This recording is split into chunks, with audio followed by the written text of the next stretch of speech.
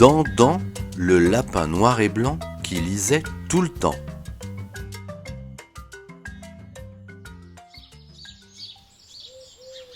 À Lapinville vit un drôle de petit lapin.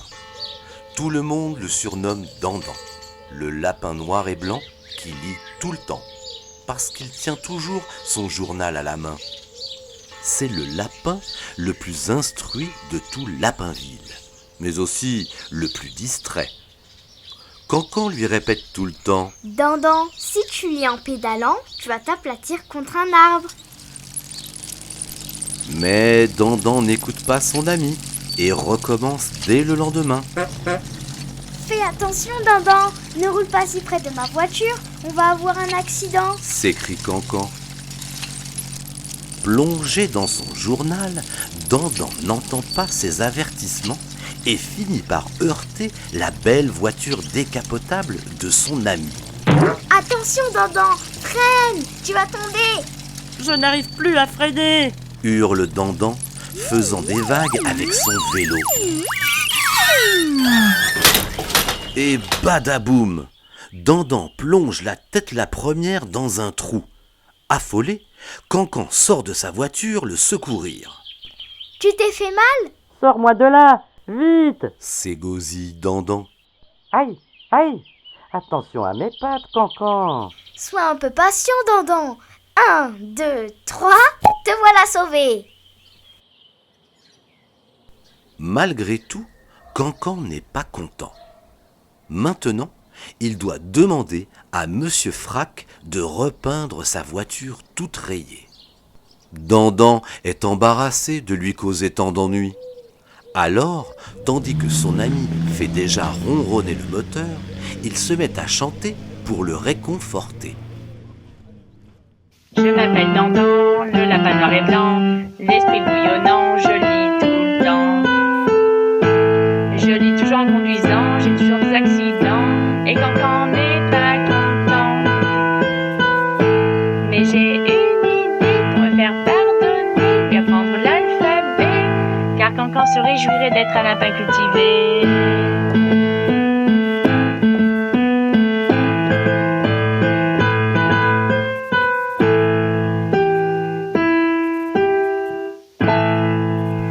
Oui alors. S'enthousiasme Cancan.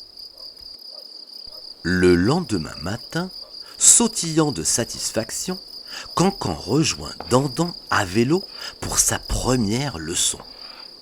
À l'aide d'un grand bâton, Dandan dessine des lettres au sol que Cancan semble dévorer des yeux.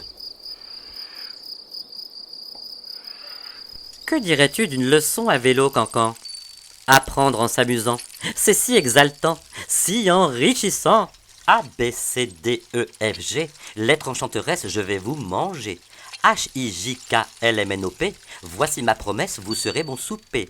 Q, R, S, T, U, V, même à l'envers, vous êtes facile à retrouver. W, X, Y, Z, dans la soupière, je vous croquerai de A à Z. Et maintenant, l'alphabet à l'envers, Dandan. S'emballe Cancan, quand soudain, un tronc d'arbre leur coupe la route à quelques mètres. Et patapouf! Dandan dérape sur le chemin de terre, bute sur une pierre et voltige jusqu'au tronc d'arbre. Cancan heurte alors de plein fouet le vélo de Dandan, passe par-dessus et reçoit le même coup à la tête que son ami. Ouille, ouille, ma tête! Ronchonnent les deux compères en se frottant le crâne. Au bout d'un moment, tous deux se regardent, puis éclatent de rire.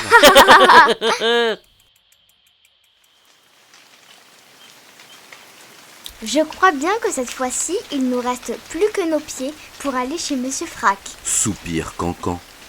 Les voilà partis tous les deux sous une pluie d'automne, leur vélo à la main et leur parapluie par-dessus tête. Cancan rouspète un peu, car il n'aime pas marcher, surtout sous la pluie. Nous n'avons besoin ni de vélo ni de voiture, Cancan. Nous sommes des lapins vigoureux. Des lapins téméraires, des lapins espiègles, Dandan. Quelle répartie, mon ami!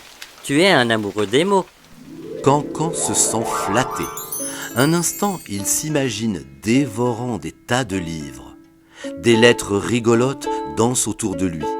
Il les attrape et s'invente des histoires plus loufoques les unes que les autres. Soudain, la voix de Dandan l'extirpe de son rêve. Mon petit doigt me dit que tu meurs d'envie d'apprendre à lire, Cancan. Rien n'est plus passionnant que d'aventures rocambolesques, de voyages extraordinaires.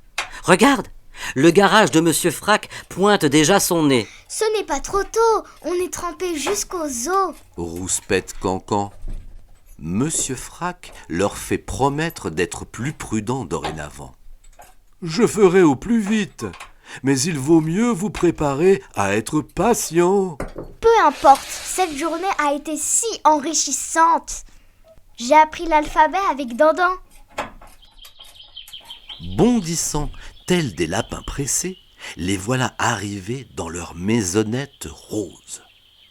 Sitôt entrés, Dandan plonge dans son coffre aux 1000 trésors, à la recherche du seul livre qui existe pour apprendre à lire aux lapins.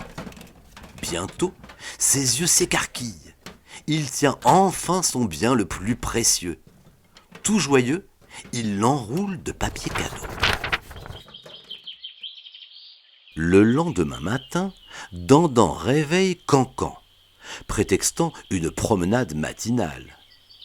Très vite, le sac à dos de Dandan éveille ses soupçons. Aussitôt, il se met à lui tourner autour comme une toupie en l'assommant de questions. Dandan fabule pour ne pas dévoiler son secret. Arrête de raconter des mensonges. Ça se voit comme le museau au milieu de la figure. Je sais qu'on ne va pas se promener. Où va-t-on ? Insiste-t-il, bouillant d'impatience. Motus et bouche cousue. Marmonne Dandan. Bientôt, le plus grand arbre de Lapinville se dresse devant eux. Dandan retire alors le cadeau de son sac et tout enjoué le tend à Cancan. Waouh ! Un livre pour apprendre à lire au lapin. S'émerveille-t-il. Et cette fois, ce sera sans journal et sans vélo. Je t'apprendrai à lire au pied de cet arbre.